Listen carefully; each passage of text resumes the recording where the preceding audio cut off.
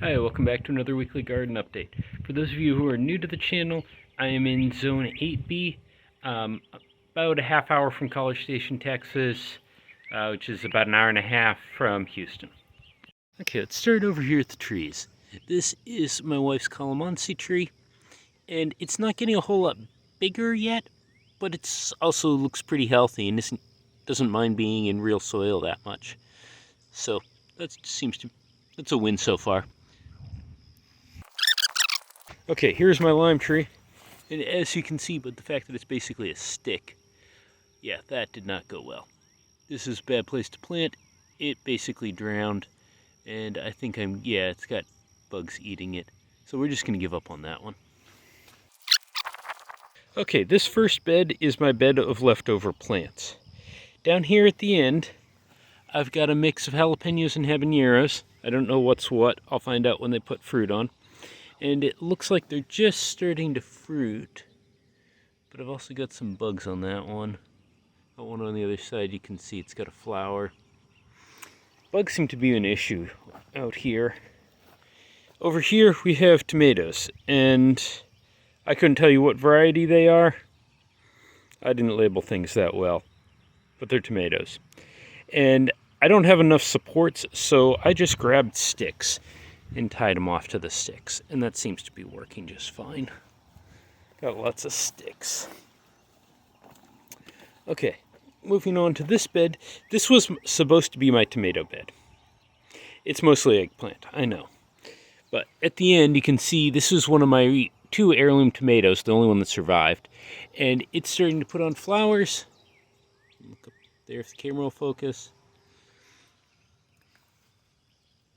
And that seems to be doing okay. I may try to tie that up a little bit, but we'll see. Over here, eggplants. These are Asian eggplants at this side, and traditional American fat eggplants there, plus another fat eggplant there. And on the traditional American eggplants, I am getting flowers. There's one flower down at the bottom, and several buds starting. And this one's even got, if you can see in there, that's got the beginning of a flower. So those seem to be doing okay. Now, down here at the end, I've got more tomatoes.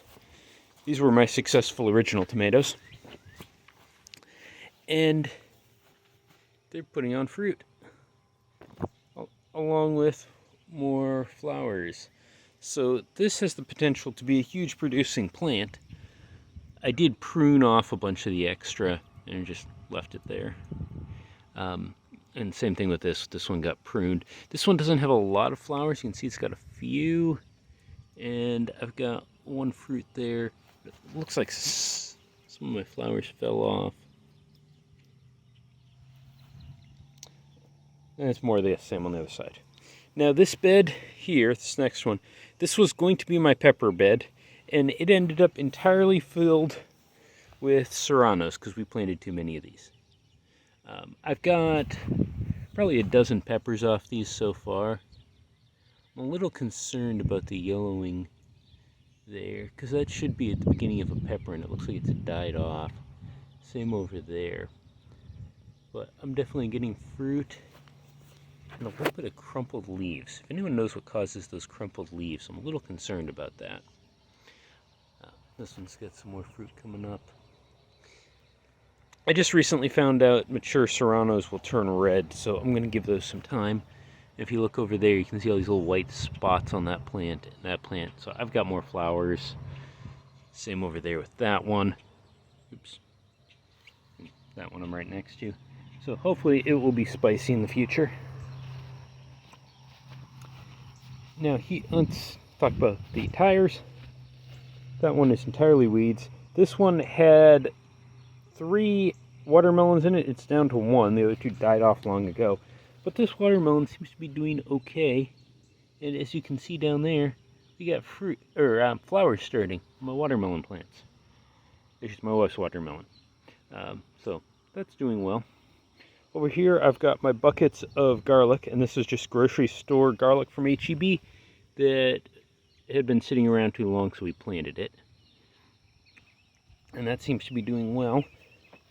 Over here are my original chard. These are the ones that survived last winter's freeze, and they are still like really leathery leaves. I need to harvest some of these. And I started some new chard, as you can see down there, and they aren't doing all that well in this bucket, or tire. Go over here. I've actually got more chard, and that one seems to be doing better. So does that one. The ones in the middle, if you look at these two, those don't seem to be doing very well. Let's get the grass out of the way so you can see it. Those don't seem to be doing that well.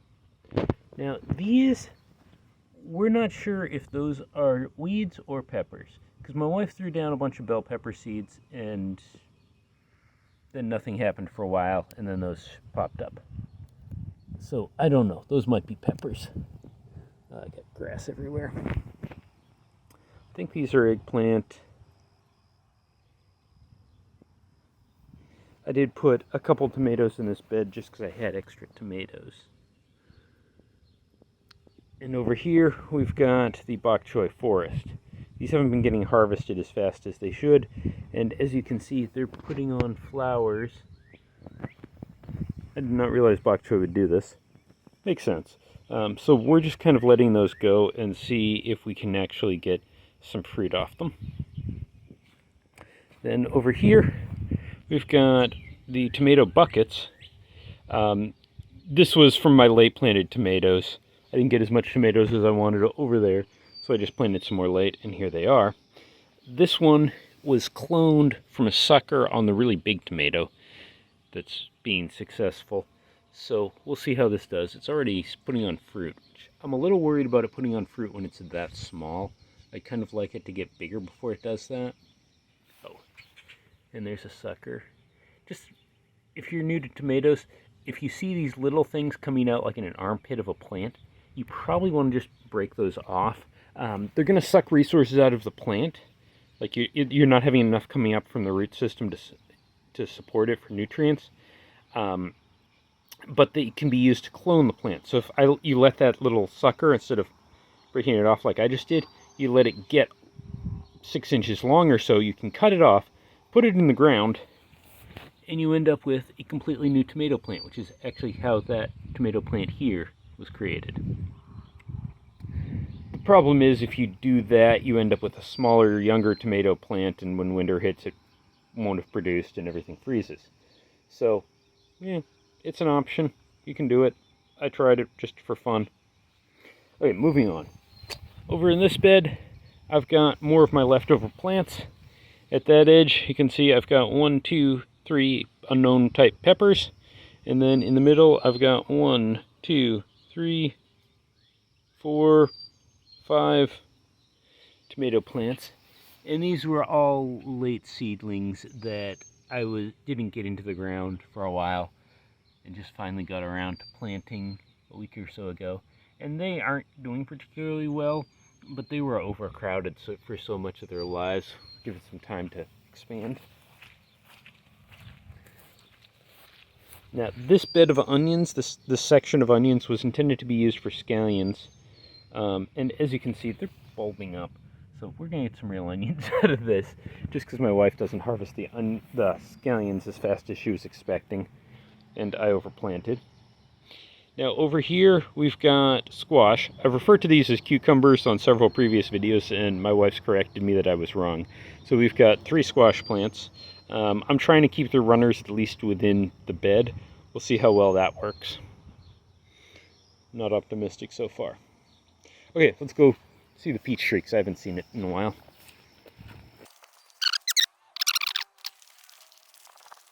Okay, let's stop briefly over here. That is the sprinkler head from my septic system. Now that waters regularly, just when we use water in the house. So what I did is I tilled up a bunch of dirt here and threw down seeds for corn. Some of it was successful, some of it wasn't. I actually mowed over this area a second time because it was entirely full of grass and weeds. I don't know if I need to find a good way to deal with all of the grass pressure in here. Apparently this area also used to have hay growing here. So I've got shoots of hay growing up in what should be my should be my corn. We'll see how it goes. And that's dent corn, so that's like grain corn you can use to make tortillas for tacos, not corn on the cob. Okay, and here is my peach tree, and this is on the property line. Oh, a little in from the property line. Kind of want this to be a visual barrier. So, we seem to be doing okay. We got a bunch of green leaves. At the top, we have not grown at all since last week. That is still, the peach tree is still slightly shorter than the stick. Oh, maybe it's grown a little green new growth. But hey, we'll see how it goes. And now let's go inside and look at the sweet potatoes. Got the close buckets. So over here we have, I have no idea, my wife planted them. This one is a Thai chili, and as you can see, I've got a mature pepper in there. Let's see if I can get that off easily. Yeah, that comes off easily. So these are super spicy peppers. And as you can see, I've got a bunch of them growing down there. It's down there, some over there. It's a lot of peppers. It is going to be spicy. Oh, there's even more over here. Yeah. Half of these are going to end up in fried rice at church potluck, if anyone's curious. Next bucket is cilantro. We planted a bunch of cilantro. Some of it came up, most of it didn't. We only planted more cilantro, none of that's come up yet. So we'll see. These buckets at the end, once again, I have no idea what they are. My wife takes care of them. Okay, inside. Okay, just add that to the pile of peppers that were previously done.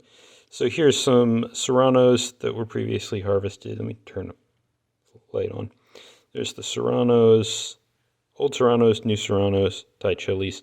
As you can see, the serranos actually do turn red, which I was not expecting. And that turned red after I picked it. So they're still ripening up a little bit. And over here are my sweet potato slip attempts. Now, these guys, this one's probably the most successful one. And then I've got slips coming off the bottom and roots, or slips on the top, roots on the bottom. The problem is I have no idea how I'm going to harvest those slips and use them. And over here, that one's just got roots, nothing on the top. This one's got stuff on the top and roots on the bottom. And this one seems to have a whole lot of nothing. Now, two of our sweet potatoes basically put down, like, the water turned completely orange. The sweet potato rotted and just fell into the water. So we're going to see how things go with this one. I'm a little worried. But those two that rotted didn't produce any slips and just got thrown out. So overall, it's been a pretty good week for the garden. Come on back next week. Hopefully we'll have more fruit then.